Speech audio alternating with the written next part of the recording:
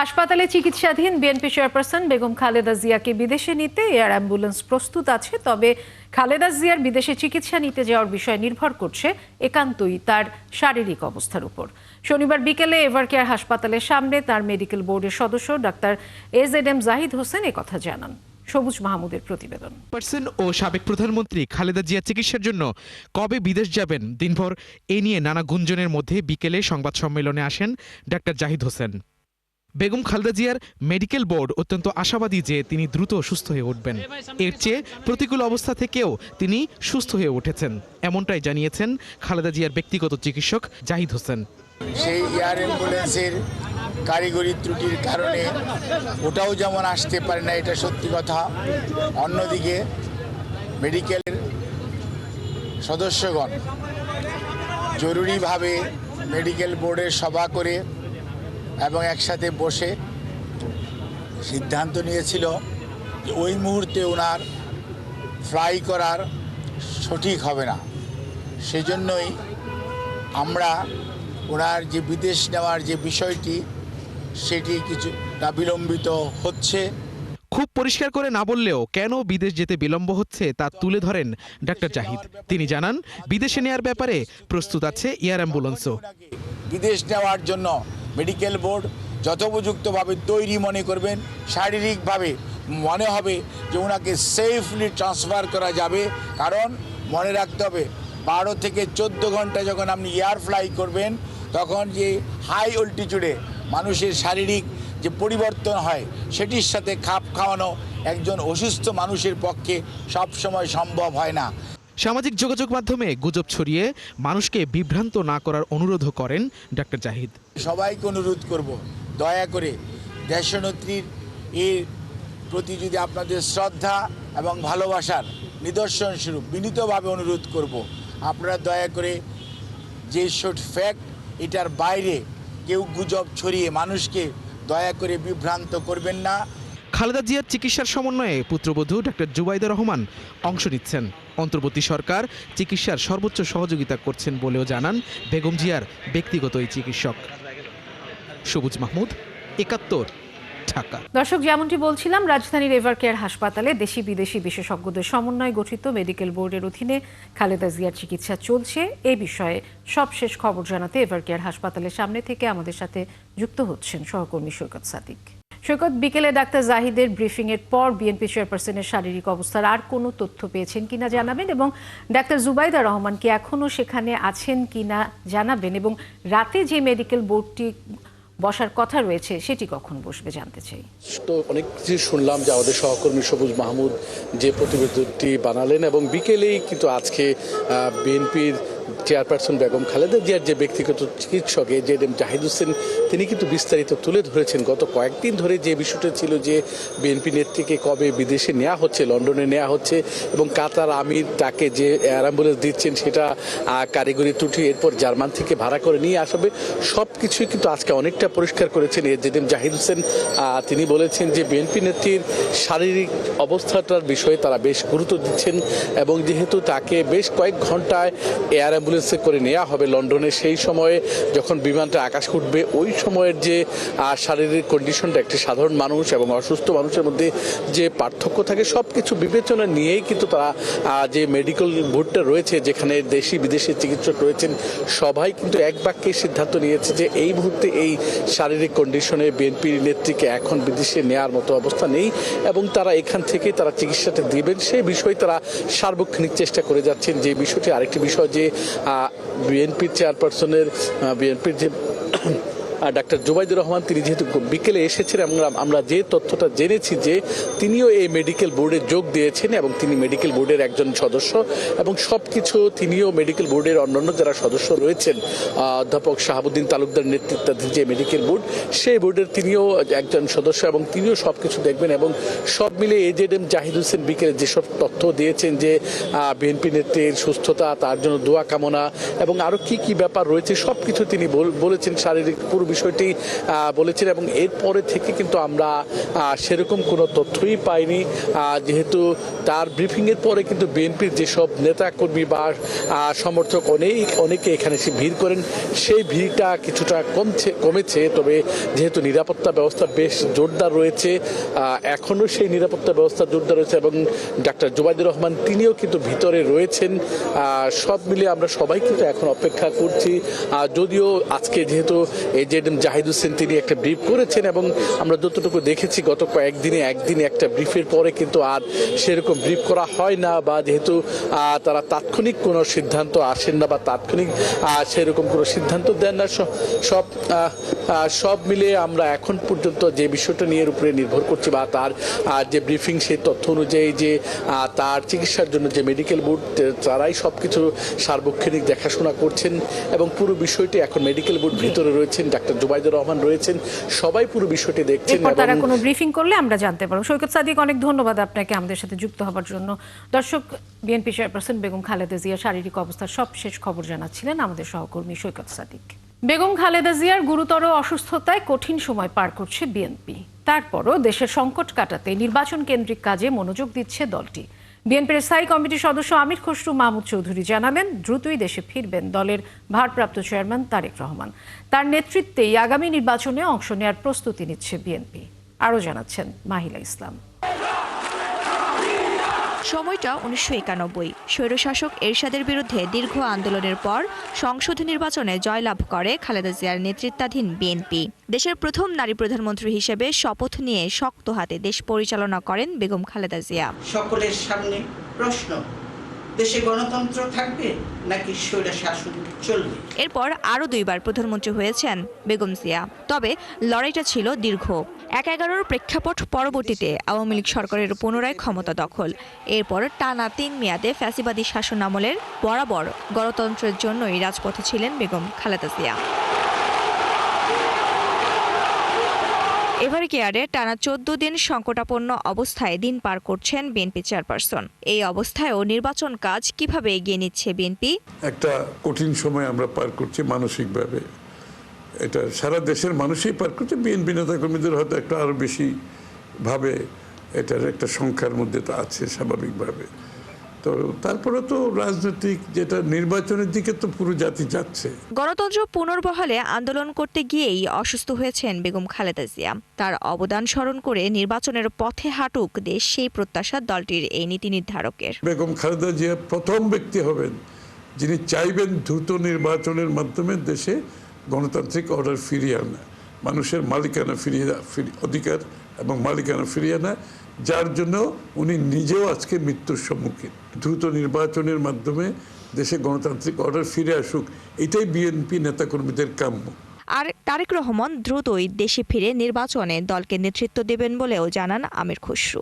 উনি দেশে ফিরে আমাদের নির্বাচনে নেতৃত্ব দেবেন। আশা করি জনগণের আমরা যদি সমর্থন পাই, আগামী দিনে বিএনপি যদি সরকার গঠন করে উনি প্রধানমন্ত্রীত্বের ওনার নেতৃত্বে মন্ত্রিসভা গঠন হবে। দেশ 272টি আসনে প্রাথমিক মনোনয়ন ঘোষণা করেছে বিএনপি। বাকি আসনগুলো জোট নাকি দলের নেতারা পাবেন, সেই বিষয়েও স্পষ্ট করেন দলটির এই নীতি নির্ধারণী সদস্য। যাদেরকে এখানে মনোনয়ন দেওয়া হবে সে যাতে নির্বাচনে জিতে আসতে পারে। মাহিলা ইসলাম, 71, ঢাকা। শেখ হাসিনার ভারতে থাকার বিষয়টি তার ব্যক্তিগত সিদ্ধান্ত বলে মন্তব্য করেছেন ভারতীয় পররাষ্ট্রমন্ত্রী এস জয়শঙ্কর। যে পরিস্থিতিতে শেখ হাসিনা ভারতে আশ্রয় নিয়েছেন তার প্রভাব পড়বে ভারতে থাকার সিদ্ধান্তের উপর। এছাড়াও বাংলাদেশের নির্বাচন নিয়েও কথা বলেন ভারতের পররাষ্ট্রমন্ত্রী। আরও জানাচ্ছেন নরিসুল ইসলাম। হিন্দুস্তান টাইমস লিডারশিপ সামিটে এনডিটিভির মুখোমুখি হয়েছিলেন ভারতের পররাষ্ট্রমন্ত্রী এস জয়শঙ্কর। তাকে প্রশ্ন করা হয়, শেখ হাসিনা যতদিন চান ততদিনই ভারতে থাকতে পারবেন কিনা। উত্তরটি দিলেও ভারত সরকারের অবস্থানের বিষয়ে স্পষ্ট কোনো ইঙ্গিত দেননি তিনি। এটা একটা ভিন্ন বিষয়, তাই না? তিনি একটি বিশেষ পরিস্থিতিতে এখানে এসেছেন। তাকে ঘিরে যা ঘটছে তাতে সেই পরিস্থিতির স্পষ্ট প্রভাব রয়েছে বলে আমি মনে করি। কিন্তু তারপরেও এটা এমন এক বিষয় যে বিষয়ে সিদ্ধান্ত তাকেই নিতে হবে। সাংবাদিকদের প্রশ্ন ছিল বাংলাদেশের সাথে ভারতের সম্পর্ক নিয়ে কি বলার আছে তার। এবারের উত্তরটা বেশ স্পষ্ট করেই দিয়েছেন তিনি। in Bangladesh. আমরা যা শুনেছি, বাংলাদেশের মানুষ, বিশেষ করে যারা এখন ক্ষমতায় আছেন, তাদের আগের নির্বাচনগুলো যেভাবে হয়েছে তা নিয়ে অসন্তোষ ছিল। এখন নির্বাচনী যদি ইস্যু হয়ে থাকে, তাহলে প্রথম কাজই হওয়া উচিত একটি ন্যায়সঙ্গত নির্বাচন। আমাদের দিক থেকে আমরা বাংলাদেশের মঙ্গল কামনা করি। আমি সম্পূর্ণ আত্মবিশ্বাসী যে গণতান্ত্রিক প্রক্রিয়ার মাধ্যমে যারাই আসুক, সম্পর্কের বিষয়ে তাদের ভারসাম্যগত ও পরিপক্ক দৃষ্টিভঙ্গি থাকবে এবং আশা করছি যে পরিস্থিতির উন্নতি হবে। Which has to, hopefully. July আন্দোলনে মানবতা বিরোধী অপরাধে আন্তর্জাতিক অপরাধ ট্রাইব্যুনাল 17 নভেম্বর শেখ হাসিনা ও তার স্বরাষ্ট্রমন্ত্রী আসাদুজ্জামান খান কামালকে মৃত্যুদণ্ড দিয়েছে। তারা দুজনই ভারতে অবস্থান করছেন। সেদিনই এক বিবৃতিতে দুজনকে ফেরত দিতে ভারতের প্রতি আহ্বান জানিয়েছে সরকার। 23 নভেম্বর ভারতকে কূটনৈতিক পত্র পাঠায় সরকার। তার 3 দিন পর দিল্লির চিঠি পাওয়ার কথা স্বীকার করে। তবে শেখ হাসিনা ও কামালকে ফেরত দেওয়া হবে কিনা সে বিষয়ে ভারত এখনো কিছু জানায়নি। তার আগে বিচারের জন্য শেখ হাসিনাকে ফেরত চেয়ে চিঠি দেওয়া হয়েছিল, কিন্তু ভারত সেই চিঠিতে সাড়া দেয়নি। অরিসুল ইসলাম, ৭১। ডিজিটাল মাধ্যমে স্যাটায়ার, মিম, কার্টুন প্রকাশকারীদের হয়রানি বন্ধে অন্তর্বর্তী সরকারের প্রতি আহ্বান জানিয়েছেন গবেষক ও মানবাধিকার কর্মীরা। শনিবার জাতীয় প্রেস ক্লাবে এ সংক্রান্ত আলোচনায় বক্তারা এই আহ্বান জানান। অনুষ্ঠানে বিশিষ্ট আলোকচিত্রী শহীদুল আলম বলেছেন, মুক্ত মত দমনে পুরনো বন্দোবস্ত এখানে চলবে না। আলোচনা সভায় সুপ্রিম কোর্টের আইনজীবী সারা হোসেন বলেছেন, ফ্যাসিস্ট আদলে মত প্রকাশ দমন করার মানসিকতা থেকে বের হয়ে আসতে হবে। শাহরিয়ার ইমতিয়াজের প্রতিবেদন। সামাজিক যোগাযোগ মাধ্যমে মিম, কার্টুন, ফটোকার্ট, রিল সহ নানা কন্টেন্টে সমাজে নানা অসঙ্গতির সমালোচনা করা হয়। রাজনৈতিক আমলা ও রাষ্ট্রযন্ত্রের অনেকেই প্রশ্নের মুখোমুখি করা হয়। এ নিয়ে পক্ষে বিপক্ষে রয়েছে ব্যাপক চর্চা। সম্প্রতি ডাকসুর ভিপি সাদেক কায়েমের অভিযোগের ভিত্তিতে কয়েকটি মিম ও স্যাটায়ার ফেসবুক পেজের বিরুদ্ধে মামলা করেছেন। এ ঘটনার নিন্দা জানিয়ে শনিবার জাতীয় প্রেস ক্লাবে মতবিনিময় সভার আয়োজন করা হয়। কার্টুনকে কিন্তু সবসময় ক্ষমতাবানরা দেখেছে যে চ্যালেঞ্জ হিসাবে। টলারেন্স হচ্ছে হাইয়েস্ট ফর্ম অফ ইন্টেলিজেন্স। মানে আপনি যতটুকু সভ্য ততটুকু আপনি আসলে টলারেট করতে পারবেন, অন্যের সেটা স্যাটায়ার হোক, সেটা যে কোনো কিছু হোক, যে কোনো পরিস্থিতিতে। বিদ্রূপকে, পরিহাসকে, স্যাটায়ারকে হেনস্থার সাথে তুলনা করে আবারও পুরনো রেজিমের যে কাজ, যে কোনো বিরোধিতার মুখ বন্ধ করা, সেইটার একটা বন্দোবস্ত হচ্ছে। আলোচনায় অংশগ্রহণ করেন আলোকচিত্রী শহীদুল আলম। তিনি বলেন, যারা সহনশীল হতে পারবে না তারা নিজেদের পতনের পথকেই ত্বরান্বিত করবে। চিন্তার সাথে মিলছে না, কাজেই ওটাকে দমন করা হোক, সেই জায়গায় কোনো সমস্যা নেই। অথচ যারা ক্ষমতাশালী তাদেরকে যখন প্রশ্ন করা হচ্ছে তখন হয়ে যায় সমস্যা। সবচেয়ে বড় প্রশ্ন আমরা কখন করেছি? 2024-এর জুলাইতে, যখন আমরা এরকম একটা নিপীড়ক সরকার ছিল তাকে আমরা প্রশ্ন করেছি। নিশ্চয়ই সেটা করার প্রয়োজন ছিল। কে পরে আসবে, কে ক্ষমতাশালী হবে সেগুলি আমরা জানি না, কিন্তু যেই আসুক না কেন আমার তো মনে হয় তার এই জায়গাটাকে আলিঙ্গন করার প্রয়োজন। কারণ সেটা যদি না করে তাহলে তার নিজের পচনের পদ্ধতি সে তৈরি করছে। ভিন্ন মতকে দমনের মানসিকতা থেকে বের হয়ে আসার পরামর্শ দেন আইনজীবী সারা হোসেন। এখানে এখনই একটা রেজিস্ট্যান্সটা দেওয়া, একটা রেসপন্স দেওয়া, এই ধরনের প্রচেষ্টার বিরুদ্ধে, এই ধরনের লিটারালি হয়রানিমূলক প্রচেষ্টার বিরুদ্ধে একসাথে দাঁড়ানো, মর্যাদাহানির বিষয়টা আমাদের আরেকটু আই থিঙ্ক সেন্সিবলি, র্যাশনালি দেখা উচিত।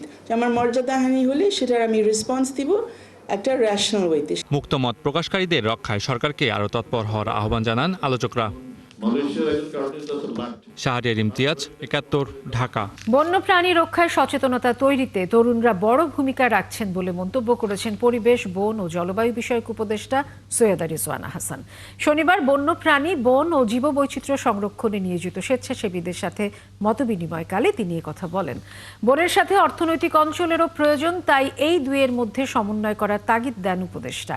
সেই সাথে বন্যপ্রাণী ধ্বংসকারীদের শাস্তির আওতায় আনতে হবে বলেও জানান তিনি। শহরে বনায়নের জন্য বন বিভাগকে দায়িত্ব দিতে হবে বলেও মত দেন পরিবেশ উপদেষ্টা। এর আগে সকালে বাংলাদেশ জীববৈচিত্র্য সংরক্ষণ ফাউন্ডেশনের নির্বাচন অনুষ্ঠিত হয়। বন্যপ্রাণী নিয়ে যারা কাজ করেন সেই তরুণ প্রজন্মের সংগঠনগুলো আপনারা ঐক্যবদ্ধ থাকবেন, কারণ মনে রাখবেন আপনারা কিন্তু সংখ্যায় বেশি না, কিন্তু যারা বন্যপ্রাণীর আবাসস্থল ধ্বংস করতে চায় তাদের ইকোনমিক আর্গুমেন্ট, তাদের অর্থনৈতিক যুক্তি মানুষের কাছে তারা খুব সহজে তুলে ধরতে পারে। শহীদ নাসিরউদ্দিন আহমেদ পিন্টু হত্যাকাণ্ডে সরাসরি জড়িত থাকার অভিযোগে বর্তমান পুলিশ মহাপরিদর্শক আইজিপি বাহারুল আলমের অপসারণ দাবি করেছে শহীদ পিন্টু স্মৃতি সংসদ। শনিবার জাতীয় প্রেস ক্লাবের সামনে মানববন্ধনে এই দাবি করেন তারা। এ সময় নেতাকর্মীরা অভিযোগ করেন নাসিরউদ্দিন পিন্টু হত্যাকাণ্ডে সরাসরি সংশ্লিষ্টতা রয়েছে বর্তমান আইজিপি বাহারুল আলমের। অবিলম্বে তাকে দায়িত্ব থেকে অপসারণ করে গ্রেফতার ও বিচারের আওতায় আনার দাবিও জানানো হয় এই কর্মসূচি থেকে। আসন্ন ত্রয়োদশ জাতীয় সংসদ নির্বাচনের হাওয়া বইছে গারো পাহাড়ের জেলা শেরপুরে। এই জেলায় 3টি সংসদীয় আসনে পুরুষের চেয়ে নারী ভোটার বেশি। ভোট নিয়ে ভাবছেন তারাও। বিপুল সংখ্যক এই জনগোষ্ঠী তাই নির্বাচনের পর নারীদের নিরাপত্তা, স্বাস্থ্যসেবা, ব্যবস্থার উন্নয়নের পাশাপাশি পাহাড়ি নারীদের জীবনমান উন্নয়নের প্রতিশ্রুতির বাস্তবায়ন চান। শেরপুরের নারীদের নির্বাচনী ভাবনা নিয়ে শাকিল মুরাদের তথ্য ছবিতে প্রতিবেদন। আসন্ন নির্বাচনের হাওয়া বইছে গারো পাহাড়ের জেলা শেরপুরে। নারীদের মাঝেও ছড়িয়েছে নির্বাচনী আমেজ। 52টি ইউনিয়ন, 4টি পৌরসভা নিয়ে শেরপুরে 3টি সংসদীয় আসনে এবার পুরুষের তুলনায় নারী ভোটার বেশি। নির্বাচনের পর নির্বাচিত সরকারের কাছে নারীদের প্রধান চাওয়া নিরাপত্তা, পাশাপাশি স্বাস্থ্যসেবা, কর্মসংস্থান আর শিক্ষা ব্যবস্থার উন্নয়ন চান নারীরা। চান পাহাড়ি নারীদের জীবনমান উন্নয়নে প্রতিশ্রুতির বাস্তবায়ন। মেয়েরাও পিছনে, কোনো বিষয় এখন বর্তমানে মেয়েরা পিছনে, তো আমাদের আরেকটু সুযোগ দিলে, আমাদের আরেকটু স্বাধীনতা বা নিরাপত্তার সুযোগটা দিলে মেয়েরা আরো অনেক দূর আগে যাবে। আমাদের এটাই প্রত্যাশা যে আমাদের যেই এবার প্রার্থী হোক বা যেই আসুক, আমাদের মেয়েদের এই বিষয়গুলো যাতে লক্ষ্য করা। একজন নারী যদি আসে তাহলে নারীদের সমস্যা বুঝতে পারবে, তাদের সমস্যাগুলোকে জানার চেষ্টা করবে এবং কি নারীদের জন্য অনেক কিছু করবে। সামাজিক, পারিবারিক সব ক্ষেত্রে যেন সব ধরনের অ্যাবিউজ হ্রাস করা হয়, এর জন্য যেন সঠিক স্টেপ নেওয়া হয়। এইবারই প্রথম আমরা নিজের ইচ্ছায়, স্বেচ্ছায় আমরা ভোট দিতে পারবো।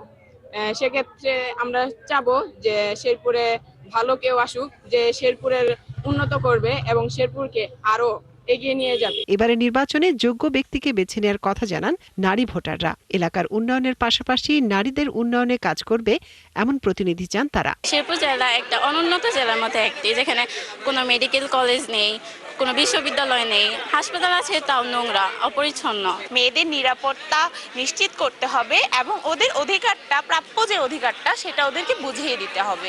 নারীদের জন্য তেমন কোনো উন্নয়ন করা হয়নি, যেমন মেডিকেল কলেজ নাই। পিছিয়ে পড়া নারীদের সাথে নিয়ে একসাথে কাজ করার দাবি নারী নেত্রীদের। এই সংসদের কাছে প্রত্যাশা থাকবে নারী এবং পুরুষের সমতা মিলে যে যে কাজ করতে পারে, বিশেষ করে নারীরা, তাদেরকে সেইভাবে কর্মক্ষম তৈরি করা। তাহলে আমাদের সোনার বাংলা হবে, তাহলে আমাদের স্বনির্ভর বাংলাদেশ হবে, তাহলে আমরা আন্তর্জাতিক বিশ্ববাজারে আমরা মাথা উঁচু করে দাঁড়াতে পারবো। শেরপুরে 3টি আসনে মোট ভোটার 12,84,383 জন। এর মধ্যে নারী ভোটার রয়েছেন 6,49,156 জন।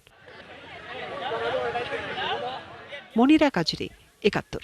চলছে সংবাদ সংযোগ। সরাসরি সংবাদ অনুষ্ঠান দেখতে চোখ রাখুন 71-এর ফেসবুক পেজে এবং সাবস্ক্রাইব করুন 71-এর ইউটিউব চ্যানেল। 71-এর সাথে